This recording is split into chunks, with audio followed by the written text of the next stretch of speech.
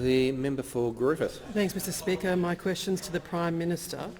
Does the Prime Minister regret saying he had a conversation with a bushfire survivor who lost her home in Cobargo when video clearly shows there wasn't a conversation? He forced her to shake his hand and then turned his back on her as she asked for help.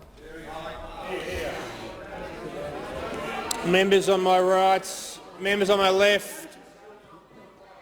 The Prime Minister. I thank the member for her question about my visit to Cobargo with my wife Jenny on that occasion.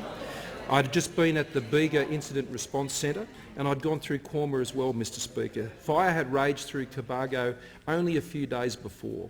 I was the first Member of Parliament to actually visit Cobargo after those fires.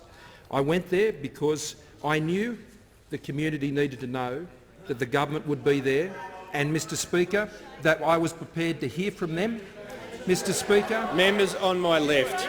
And to be there, as I had spoken to many people, including Mark, who was the captain of the Rural Fire Service Brigade there, and many others I met at the Rural Fire Service Brigade.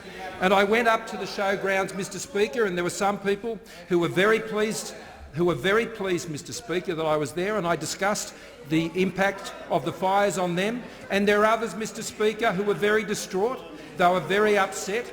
Member for I Lyons. was there and they were able to vent their frustration and their anger directly at me. Mr Speaker, when you're Prime Minister, you turn up and you listen, and whatever comes at you, Mr Speaker, members you are on my prepared left. to do that. Mr Speaker, the lady you referred to raised with me funding levels for the New South Wales Fire Service.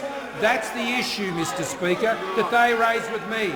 The Leader of the Opposition will remember back when he was on the mid-coast, I think it was further north, people heckled him at a press conference and yelled out at him, Mr Speaker.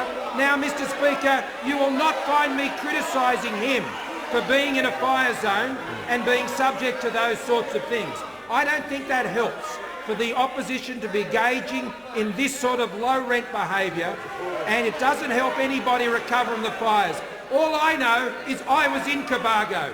I was in Cobargo, I was there for the people of Cobargo, and I'll be there for the people of Cobargo into the future as well, and they know it.